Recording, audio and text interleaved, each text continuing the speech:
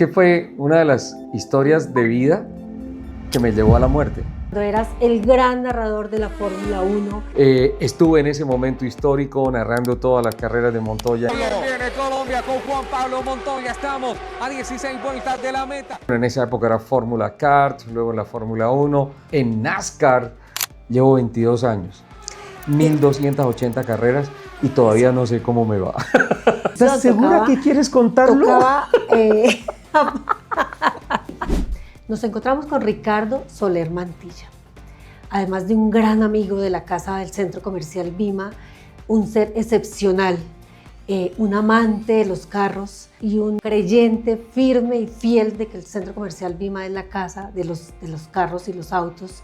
Bienvenido, Ricardo Soler, a este nuevo episodio de En la Voz de. Hola, Edna. Qué palabras tan bonitas. ¿Fue necesario hacer un podcast para que hablaras tan bonito de mí? Siempre hablaré lindo de ti, en público y en privado. Es y tú sabes cierto. lo que dicen mis hijos, por ejemplo. Que soy la peor influencia que tienes en la vida. Y el que lo conozca sabrá que es así, que es una mala influencia, pero que, y siempre se lo he dicho a Ricardo Soler, que a Ricardo lo conocí primero por allá atrás en el televisor, en mis épocas de universitaria, sí. Cuando eras el gran narrador de la Fórmula 1 y cuando Juan Pablo Montoya nos hacía vibrar con esas carreras y que puso a Colombia a hablar de carros, que no conocíamos nada de ellos. Fue una tormenta perfecta, fue una cosa tan bonita, tan romántica esa época, porque pasaron cosas con el automovilismo de Colombia, o sea, con un embajador del automovilismo en Colombia, en un mundial de automovilismo y en un campeonato internacional, hablo de la Fórmula 1 y hablo de la IndyCar, con unos modelos que permitían mostrar lo que hoy en día es imposible. Incluso si el mismo Juan Pablo Montoya llegara hoy en día a la Fórmula 1 con esos niveles de tecnificación y todo, sería muy difícil que hiciera lo que hizo hace 20 años atrás. Entonces fue una cosa mágica, gracias a Dios.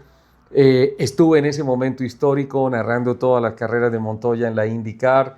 En esa época era Fórmula Kart, luego en la Fórmula 1, sí. Luego en NASCAR a través de Speed Channel para toda Latinoamérica. Eso fue increíble. Esas sobrepasadas, ¿no? A Schumacher, ¿cierto? Era el gran competidor en esa época, era Michael, el competidor directo de Juan Pablo.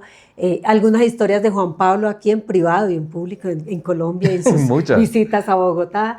Y ahí empezamos a saber. Pero fíjate que Soler. Con Montoya también estuvimos en Vima. Creo que fue un evento de Bonflam, algo así. Cars. Sí, estuvimos allá, se montó un circuito de karts y estuvimos ahí encontrándonos con fans, con televidentes. Vinieron unas estrellas de televisión, recuerdo que vinieron unas actrices, unos presentadores. Claro, era la estrella fashion, del momento, era sí. La gran sensación. Y pues bueno, yo no paro de darle las gracias a Dios de que históricamente llegué a ese momento y fue mi voz la que marcó esa época dorada tan bonita. Entonces yo recuerdo 29 de octubre del año 1999 fue la final del campeonato kart. Era domingo, el Gran Premio de Fontana y coincidía ese fin de semana con la fiesta del Halloween. No, qué brujas, qué nada. Todos los niños y las niñas con el overall de Target, el overall rojo con los círculos blancos acá. Entonces fue el disfraz de moda.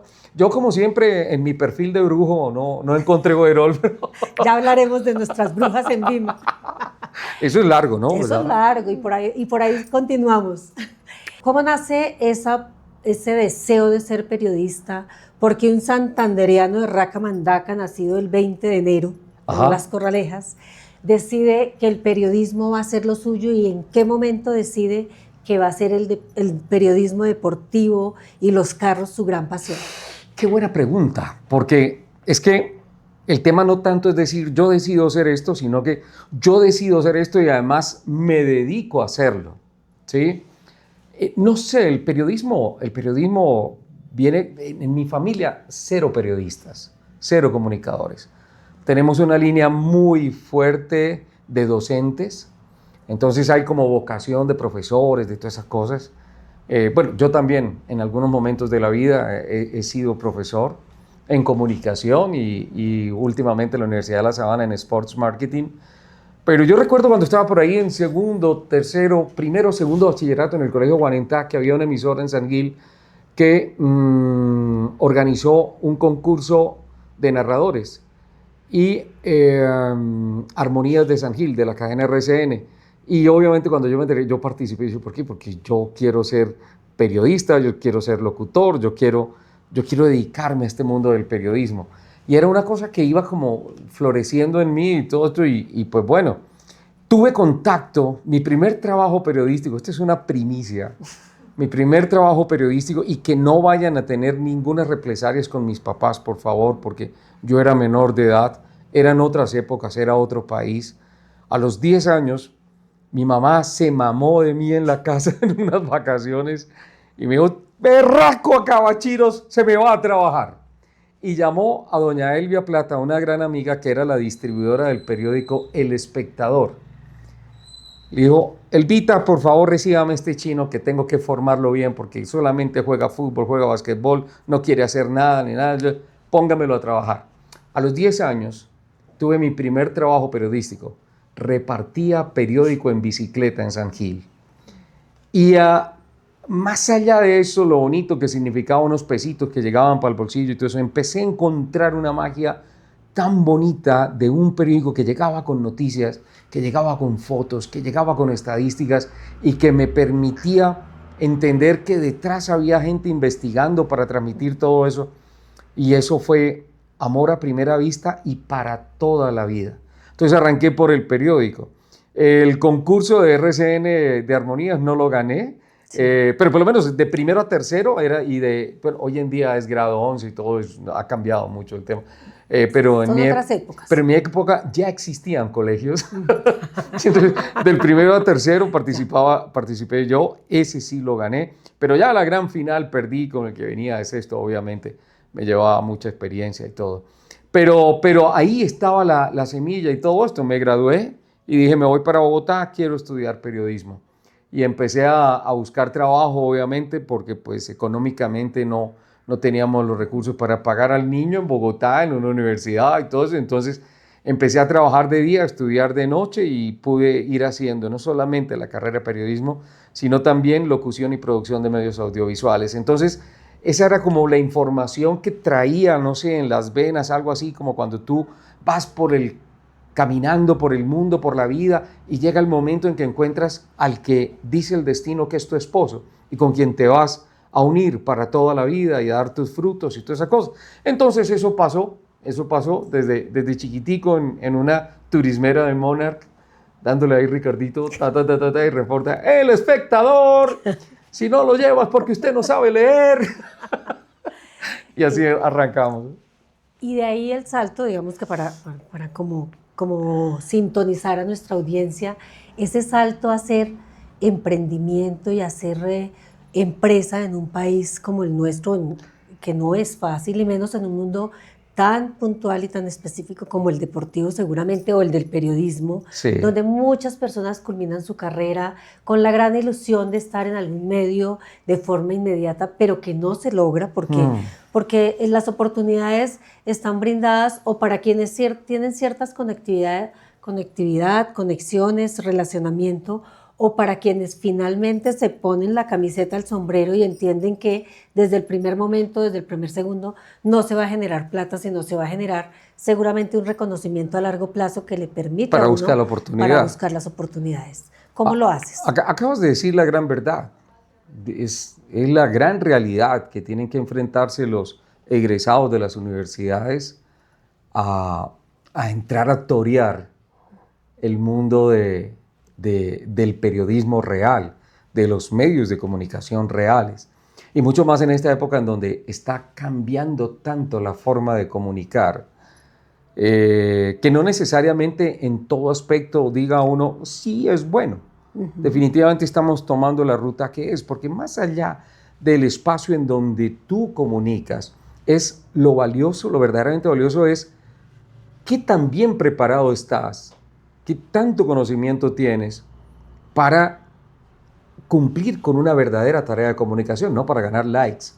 Para eso, pues, se busca una vieja que salga con poquita ropa y ahí tienes millones de seguidores y muchos likes. Pero tu objetivo de comunicación, ¿sí?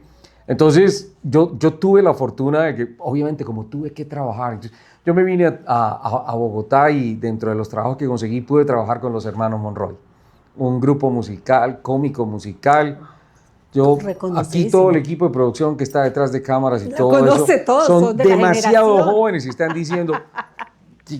Están Llegaron, diciendo quién es Ricardo Soler. Llegaron con Cristóbal Colón, presumimos, ¿no? Total, sí.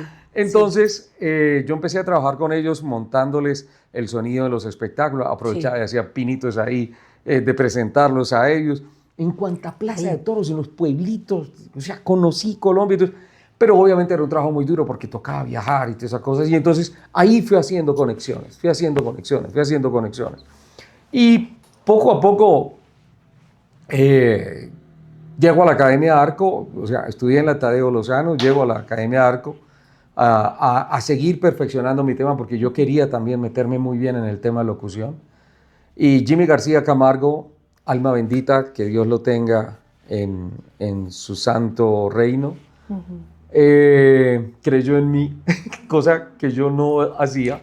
Sí, sí. Yo me dijo, Ricardo, en esa época él era director nacional de Todelar y me dijo, Ricardo, te voy a poner a leer noticias. Y yo, ¿en serio, Jimmy? ¿No te parece que arriesgas tu puesto poniéndome a mí ahí? Y yo, no, vamos a ver, hay que mejorar. Sí. Siempre un excelente profesor. Y ahí fue como empecé a sonar en radio mientras estaba en la universidad. Yo madrugaba en esa época, estamos hablando del 86, 85, 86, 87, yo madrugaba a una cosa que se llamaba TV Cable, imagínate. Y eso era un negocio de televisión que estábamos montando Andrés Pastrana y toda la familia Pastrana, que traía señales de televisión internacionales. Y entonces llegaba Bandeirantes y llegaba O Globo, lo que significa que uno podía ver televisión brasileña y O Globo transmitía la Fórmula 1. Y te estoy hablando del 80 y pico. Y entonces empecé a meterme con ellos porque yo les grababa a ellos promociones de las películas. Este fin de semana, mire la película tal, en acción, Tom Cruise, toda esa vaina y todo. Y cuando veo que se la... Pero llegaba en portugués y yo empecé a... Venga, pero ¿qué tanta gente habla acá portugués? Sí. Nadie. No, medio entendemos. La estadística. Sí. Todos decimos que lo entendemos, que lo comprendemos, entonces, pero eso es mentira. Entonces yo les dije, les tengo un súper negocio. Yo les narro eso en español, ¿sí? Y ustedes me pagan el taxi y venir madrugado acá, porque era en la montaña Calatrava. No existía nada en esa época, era montaña. Me dijeron, le pagamos el bus hasta la Suba. Y de ahí para allá camine, pero a las 4:30 de la mañana para estar a las 5 ya recibiendo la señal, porque la Fórmula 1 regularmente horario europeo.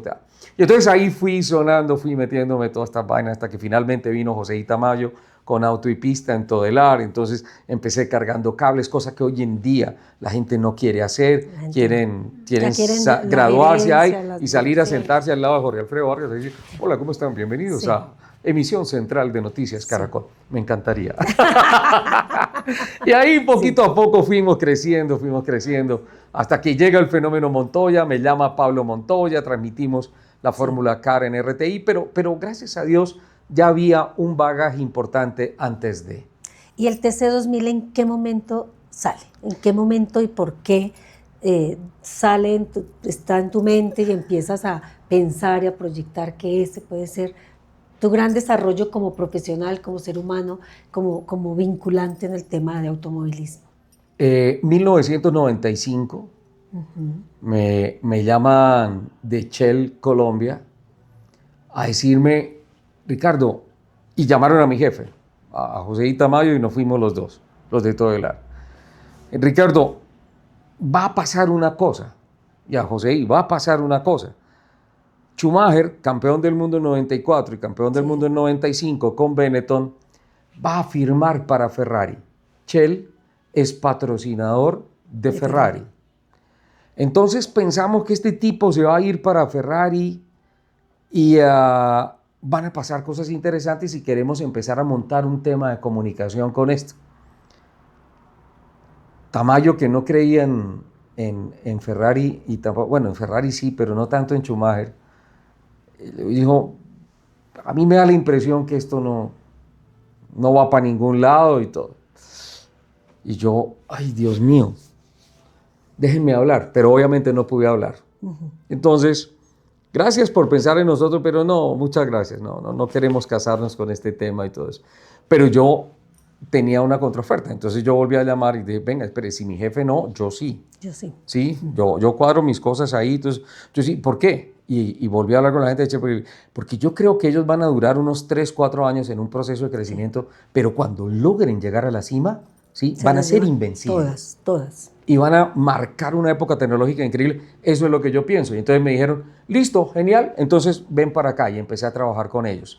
Toda esta carreta para decirles que fue tan exitoso el tema, y tuve la suerte que fue coincidente con la llegada de Juan Pablo Montoya, que yo me la pasaba, yo vivía en aviones, no vivía acá, porque me la pasaba por todo Sudamérica, Centroamérica, dictando charlas de tecnología, de lubricación de los motores y todas las cosas, hablando de Schumacher, hablando de Montoya, y metido en todas las carreras de Fórmula 1 antes de que Juan Pablo Montoya estuviera. ¿Sí? Y entonces ahí aprendí tantas cosas, y yo obviamente siempre, yo tengo un defecto, yo soy un enamorado de Colombia de nacimiento.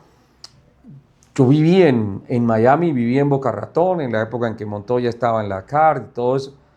Tuve oportunidades laborales después para irme con Speed Channel a Los Ángeles, pero siempre una voz interior que me decía, te llamaba. pues Sole, Dios te puso en Colombia, ¿vos para qué coges un avión y te vas para otro lado? El hombre no se equivocó, siempre acá. Entonces yo decía, tantas cosas que con tanta gente que hablo, ¿para qué? Y entonces dije, pues tiene que ser para Colombia. Entonces me volví crítico del automovilismo colombiano que había y dije, yo quiero apostar por una cosa diferente. Y empecé a traer cosas de Europa, de Estados Unidos, a pasar de inglés a español, de dólares a pesos, y creé el TC2000, como tiene de eslogan automovilismo orgullosamente colombiano. Y dije, voy a hacer un año, a ver cómo me va. Llevo 22 años. 1.280 carreras y todavía no sé cómo me va. Esas 1.280 carreras, Sí. como dices, ¿qué premios, qué momentos te han traído? ¿Cuál ha sido tu momento más difícil, sin tocar el de las enfermedades, o el momento más lindo, sin tocar seguramente el de tu matrimonio y tus dos hijos? ¿Cuáles han sido empresarialmente los mejores momentos en tu vida con el TC2000? ¿Y por qué? Es que yo, como soy tan romántico, yo soy una pelota. Pero, Hace rato. Corten.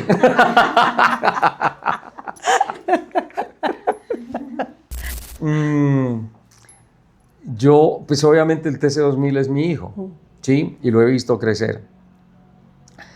Y ha habido cosas tan bonitas como cuando recibimos un diploma que nos envía Fernando Tornello, el presentador de Fórmula 1 para Latinoamérica, a través de una asociación de periodistas del deporte a motor, calificándonos a nosotros como la mejor nueva propuesta de la región andina.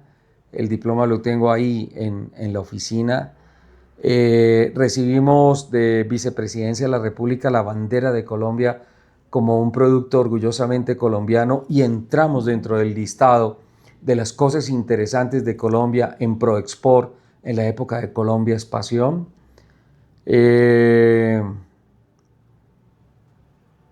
Son cosas muy bonitas. Llegar a 20 años, hacer la carrera número 1000, son logros particularmente muy vividos, bonitos, interesantes, sí. De llorar, de sufrir. Soler, y cuéntanos en qué momento decides que el Centro Comercial Vima es tu gran aliado para estos eventos de carros. Pues imagínate que desgraciadamente tenemos un amigo en conjunto que se llama Mauricio Varela, que es el presidente de CAVA, el Club de Amigos de Vehículos Antiguos a Clásicos. Y pues con él obviamente coincidimos desde hace mucho tiempo en muchos eventos. Y entonces él empezó a hacer Vehiclásicos, ¿no? Empezó a hacer Vehiclásicos y empezó a invitarme. Pero él, todo querido, sin invitarme, venga y mira lo bonito que hacemos acá. Y a la segunda fue, tome el micrófono. Y hágale a narrar. Pero después de un almuerzo de esos, un viernes se va él para el autódromo a transmitir. Este fin de semana tenía su evento y el lunes o martes de la próxima semana empieza un gran drama que duró para ti 60 días, 2 meses. Fue un mes. Inicialmente en coma. Un mes totalmente en coma y después básicamente 3 semanas más en piso, en UCI. Y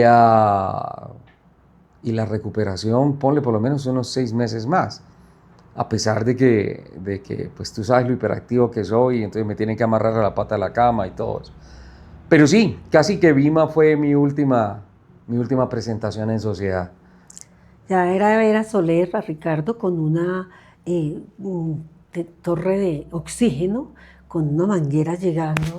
Eso fue un momento, creo que crítico y difícil para los amigos cercanos, para la familia, y que él pues estaba, ni idea en dónde estaba en ese momento, pero cuéntanos un poquito de tu ida y al túnel y venir. Cuéntanos esa historia que es muy particular y que la vivimos muchos de las personas que te queremos y que ha sido nuestro corazón siempre. Pues es que fue una de las historias de vida que me llevó a la muerte, ¿sí? Y es una de las cosas bonitas que me han pasado en la vida. Hay mucha gente que yo hoy en día tal vez no comprendo, que ha pasado por episodios como el mío, tal vez algunos menores, y guardan unos lastres, unos resentimientos, que ¿por qué me pasó esto? ¿Qué tal? Y yo creo que no valió la pena que hubiesen pasado por eso. Yo tenía un virus de tanta investigación, de todo eso, finalmente parece ser que lo inhalé en un vuelo que hice a principio de año, estamos hablando de 2018, Bogotá-Nueva York, ¿sí? Y era el H1N1, quedó ahí en el organismo y no, ahí se quedó sin pagar arriendo ni nada, se quedó ahí. Hasta incubándose. Exacto, hasta que finalmente en ese mayo,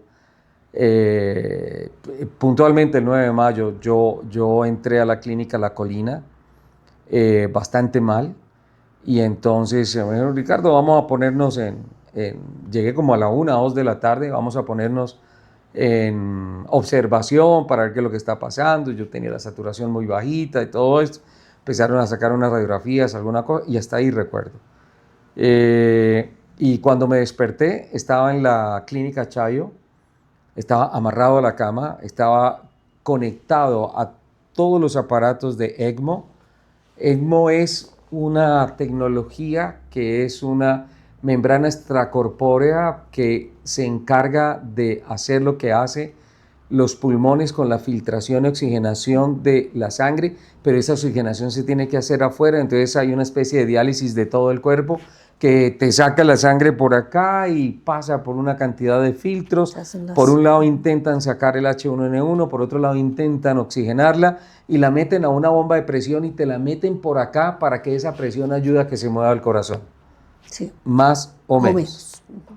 Y recuerdo una sonda acá como con 6, 7 mangueras y yo amarrado a la cama porque si me movía y se me conectaba una, no había una alarma, simplemente me moría. Te morías. Me moría. Y entonces, en toda esa recuperación y todo eso, los médicos consideraron en la Chayo que ya estaba para que me quitaran ECMO y empezar otra vez a despertarme y todo eso. La operación fue exitosa por 2 minutos porque los 2 minutos volví a colapsar. Vino un paro cardiorrespiratorio, morí. Me reanimaron con... Pasó. O sea, eso pasa en Hollywood y en el quirófano con Ricardo Soler. Entonces, y volví. De carreras. Y volví, no era el momento, está claro. Y entonces, pues ahí empecé la recuperación y todas esas cosas. Y un año después de todo esto, tuve el valor de leer la historia clínica y me di cuenta de verdad, no solamente por lo que había pasado yo, sino por lo que había pasado mi entorno, mis amigos, ¿sí? Mis amigos. Paola, mi esposa. Yo cuando estaba... Volviendo al tema de Mauricio Varela, hay una anécdota fantástica. Sí. Y es que cuando yo ya empecé otra vez a poderme comunicar, porque ni siquiera podía hablar, ¿sí? Me tocaba con una tablita con letras ir tocando así. pero así, porque si movía esto también por acá tenía otras ondas. Yo no podía de ninguna manera. Entonces yo dije que lo primero que quería hacer, levantarme de la cama, era bendecir el hogar para Jerónimo, que quería casarme con Paola. Y entonces Varela empezó a gritar, ¡vuelvan a dormir ese man! Ese todavía está drogado. Sí. Pero de ahí surge la responsabilidad de pareja, de hijos. Claro, de ahí surge ese gran evento que es el matrimonio para todos aquellos que tenemos digamos, el deseo más que el deseo, es un tema de familia, es un tema de sociedad, sí. Es un tema que finalmente a uno lo compromete el estar casado, el adquirir unos vínculos mayores y sobre todo después vino otra bebé. Jue madre, y ahí sí no me pregunten qué pasó. Yo creo que estaba dormido. Se te dañó aquello. Las cuentas, la calculadora hacía las cuentas y todo. Las cuentas. Pero sí, entonces pasan esas cosas y entonces tengo una segunda oportunidad. La doctora Claudia Poveda, la jefe de toda mi operación médica y todo eso en la clínica Chayo, yo le pregunté que si me iba a morir y me dijo, esta vez no fue. Esta no fue. Pero estuviste a nada. A punto. Cuando ahorita estabas diciendo que no sabemos a dónde se fue, que yo te dije que sí sabía, he tenido una guía espiritual con la que le he compartido muchas imágenes que me han llegado allá. Y desde ese momento, son cosas íntimas, porque es que a mí el tema de la fe jamás lo utilizaré para hacerme propaganda, ni mucho menos, pero desde esa época, en todas mis charlas, hablo del hombre de barba, que vino y me puso sus manos sanadoras. A rescatarte. ¿Sí? Y entonces siempre hablo del hombre de barba porque no fue un sueño, fue real. Es real. Absolutamente real. Tengo amigos y amigas que han tenido la experiencia sí. con él o con ella, la mujer que viene, y que les abre el campo y que les abre, digamos, la visión. Total. Y yo creo que todos, y cada vez uno lee más, yo no sé si por la edad o por lo que sea, uno va leyendo más el tema espiritual y el tema de acercarse uno y de encontrar muchos caminos y de escucharlos, ¿cierto? Porque es que el ruido que uno causa en su mente y en su entorno con lo que hace, con todo lo que se agobia, no le deja a uno escuchar que hay alguien ahí orientándolo, todos que está ahí, los días que está pegado. Está ahí, sí. Hey, hola, sí. El camino es este, ¿sí? Dice Wilka, una mujer morena que canta muy lindo, dice, tú todo lo sabes, siempre. O sea, tú sabes que algo te hace daño, no te lo comas. Tú sabes que para bajar de peso tienes que hacer ejercicio, que concentrarte, que ser responsable, que no consumir ciertos alimentos, pues ya lo sabes. Otra cosa es que decidas no hacerlo. Sí, entonces allá me cogieron de las mechas y me volvieron. Devuélvete para allá. Devuélvete, que tú no estás todavía para acá, sino para allá, a ir a aportarnos a todos. Tienes que ir a hacer más motores por la paz en Vima, tienes que ir a hacer más eventos, tienes que ir a grabarles más allá en la entrada. Por favor, retiren su tarjeta. Ahora ya no es con razón, tecnificaron tanto la entrada que ya no tu voz, pero sí vamos a acudir a tu voz nuevamente. Bueno, listo. Okay. Tu voz en Vima es nuestro podcast. Por favor. En la voz de Ricardo Soler. De Ricardo Soler para Vima. Para Vima. Y en esa voz de Ricardo Soler hemos hecho un evento maravilloso que habla del Ricardo responsable, que habla del Ricardo que enseña en la seguridad vial, que le aporta, que convoca y que confluye en un gran evento de más de 600 dueños de carros un domingo al año y que logramos transmitir varios mensajes. ¿Cuál es el evento? ¿Cuáles son tus principales mensajes de ese evento? Y te dejo contestar el por qué en Vima. Que no. Motores por la Paz en Vima. 2007 fue la primera edición. Creo que 2007 fue el año en el que se hizo esa gran manifestación. Creo que fue 2007 o 2004. No, como 2007. 2007, ¿no es cierto? Se hizo ese primer gran fenómeno de redes sociales que fue convocar a través de Facebook una marcha cuando todo el mundo salía con la camiseta blanca que decía no más FARC. No más, sí. Y, cualquier piloto político, daría su vida por tener una manifestación como esa. Motores por la Paz. Y entonces, eso fue como un jueves, creo que fue un jueves, un miércoles, un jueves, esa manifestación.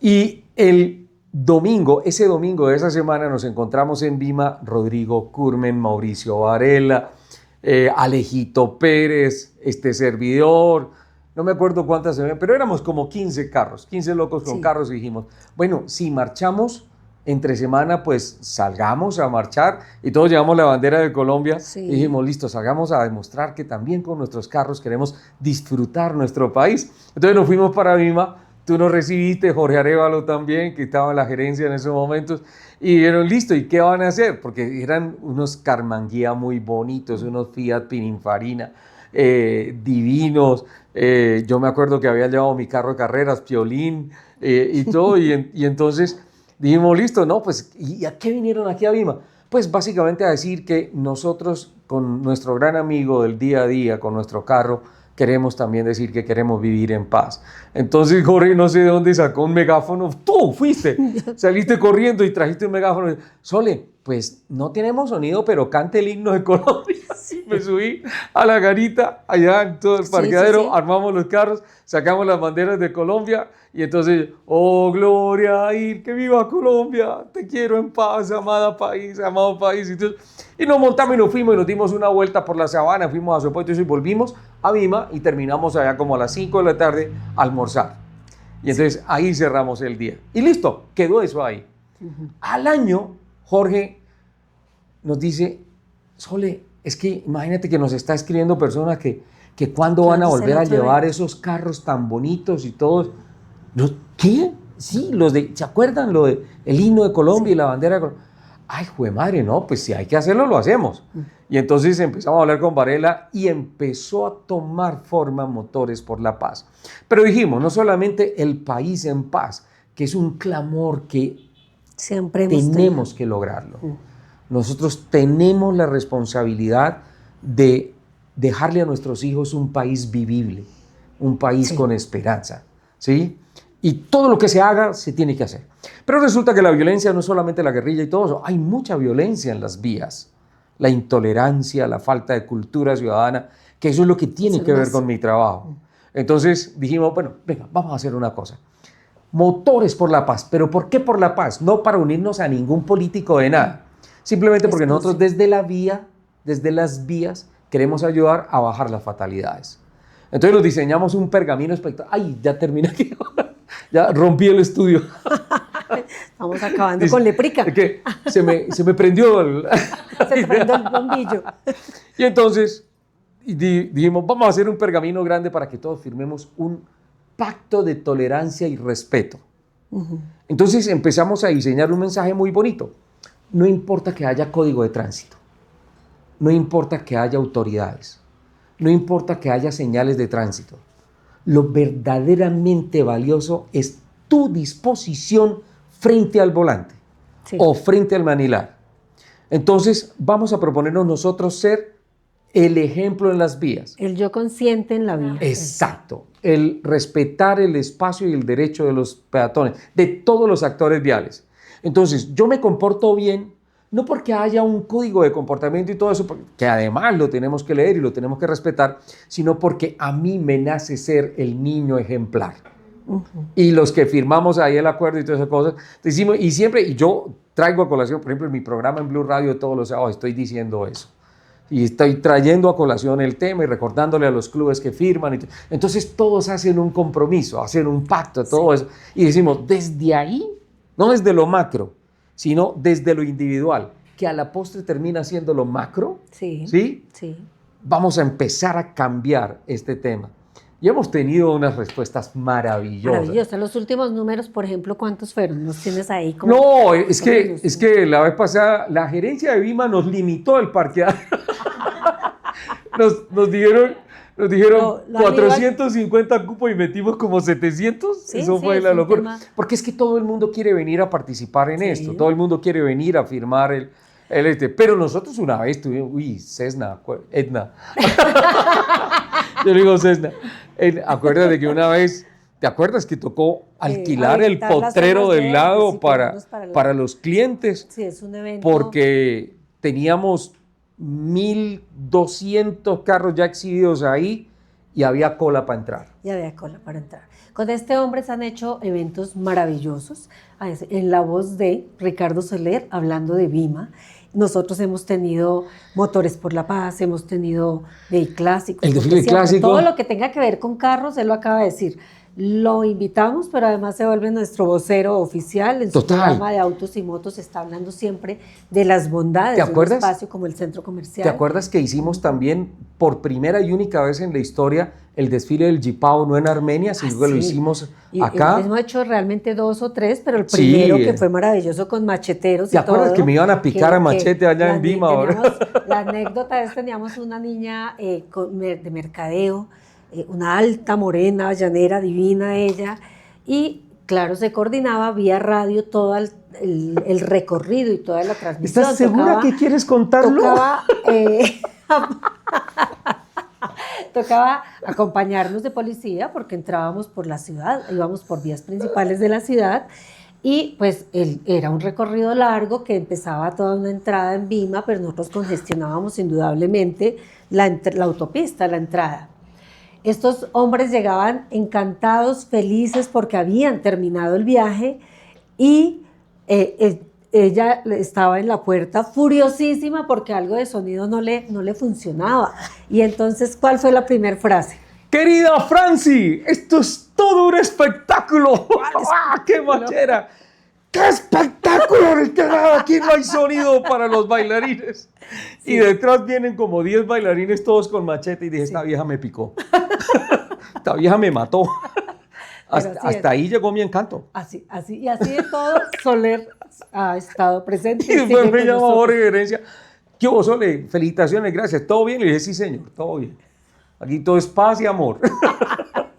Sí, hemos vivido, cada nueva etapa ha sido alguna cosa que pero eso fue un éxito fantástico. Son exitosos los eventos. Pero es que, obviamente, hay que tener en cuenta que pues, llega tanta gente, es tan demandante esto. Pues, acuérdate que los carros hacían los trompos esos espectaculares que ellos los llaman piques.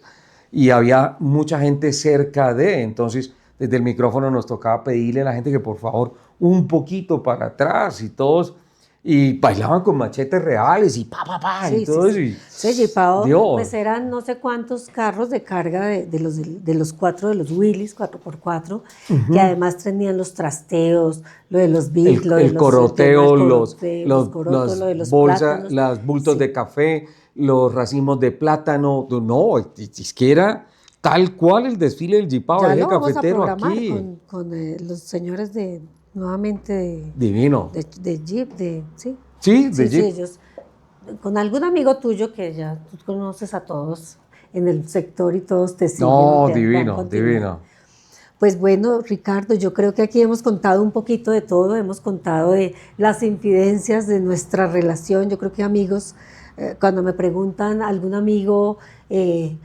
¿Qué sé de deportivo? No, yo no sé nada de carros, el único que sabe es Soler, entonces llamemos a Soler. Y siempre pues, nos responde y acude a nosotros y creo que siempre ha sido un gran amigo de la casa, ha estado presente, nos apoya en cada una de sus acciones, en cada una de las acciones que nosotros decidimos emprender y es maravilloso porque es un aliado importante que nos permite llevar a los amantes de los carros a un espacio que alberga 1.200 estacionamientos, que tiene restaurantes, que tiene toda la infraestructura montada para este tipo de eventos. Y yo creo que nosotros encantados de que él esté en Vima y para Ricardo pues esperamos que sea igual, un sitio que lo acoge para todo.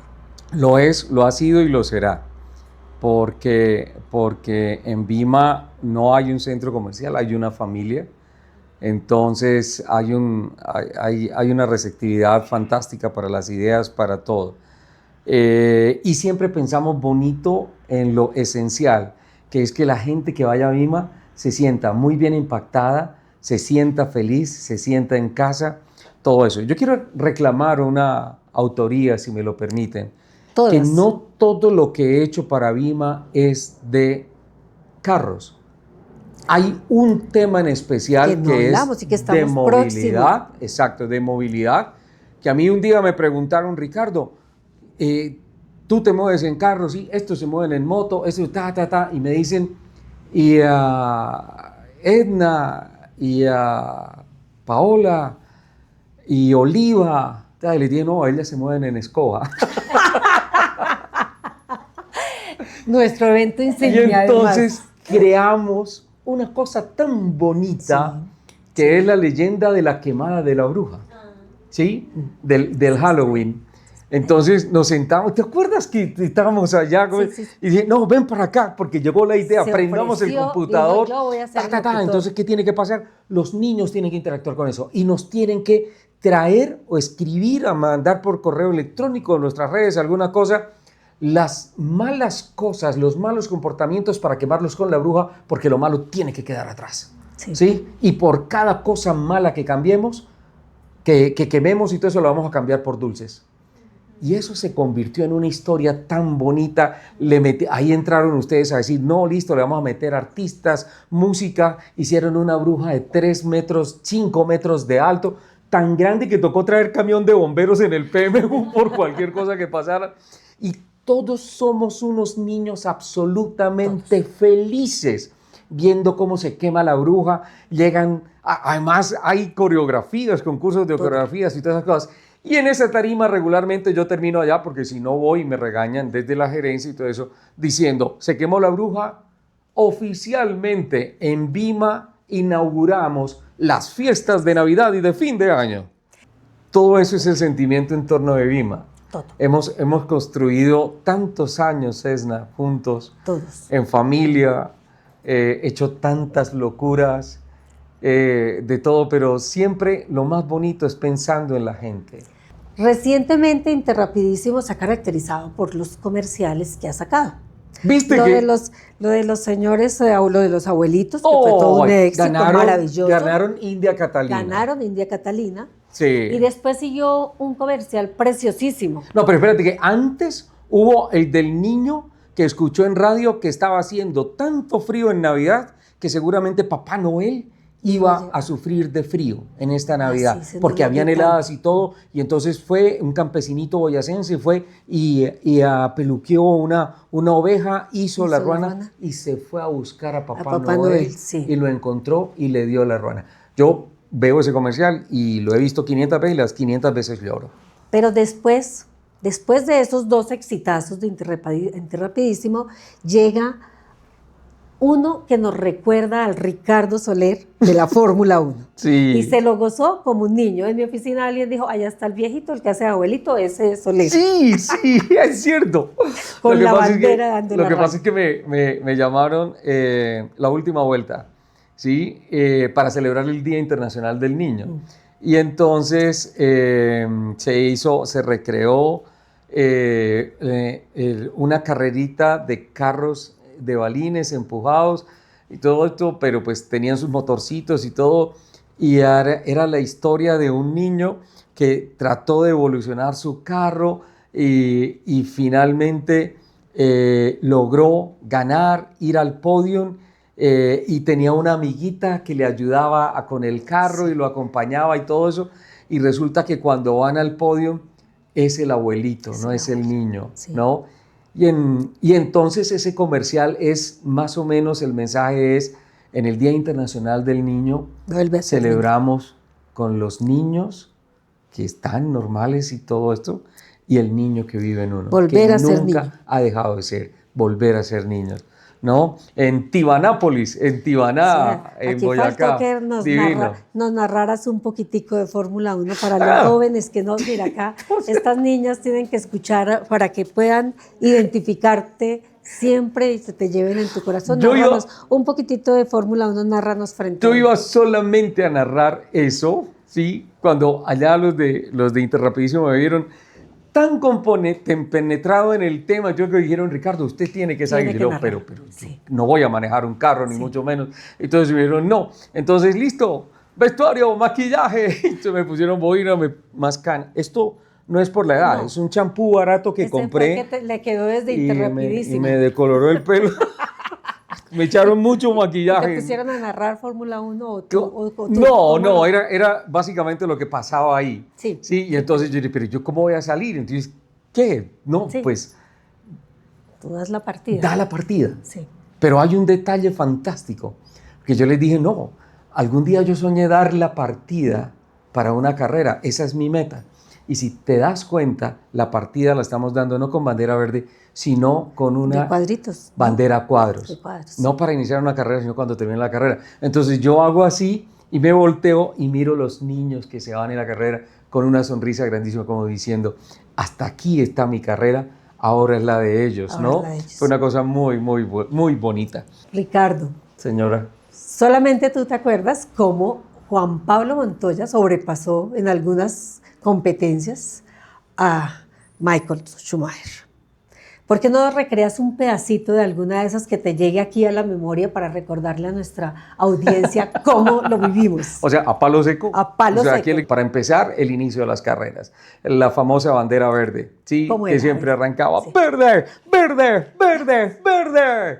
Y empezaba la carrera y yo me quedaba callado los primeros para escuchar los motores y toda esa cosa. ¡Atención! Montoya, espectacular partida, vamos poniéndonos de pie. Toda esa cosa, porque era la emoción de todos los que decíamos queremos estar montados en ese carro. Además, imagínate, darle en la jeta a Schumacher. Sí, claro. Y a Schumacher en Ferrari, Ahí, en Ferrari. con el Dream Team y todo eso. Entonces nos sentíamos más colombianos que nunca. Pero Ay. yo siempre he dicho, para narrar eso toca primero a palo seco, ¿no? Bueno, gracias, mi Ricardo Soler, aquí a nuestra audiencia. La verdad, vuelvo y lo digo, es una emoción profunda estar contigo, sentar, recordar y sobre todo tener la oportunidad de estar siempre a tu lado en momentos, en diferentes momentos de nuestras vidas. Bienvenido y tú sabes que somos tu casa siempre.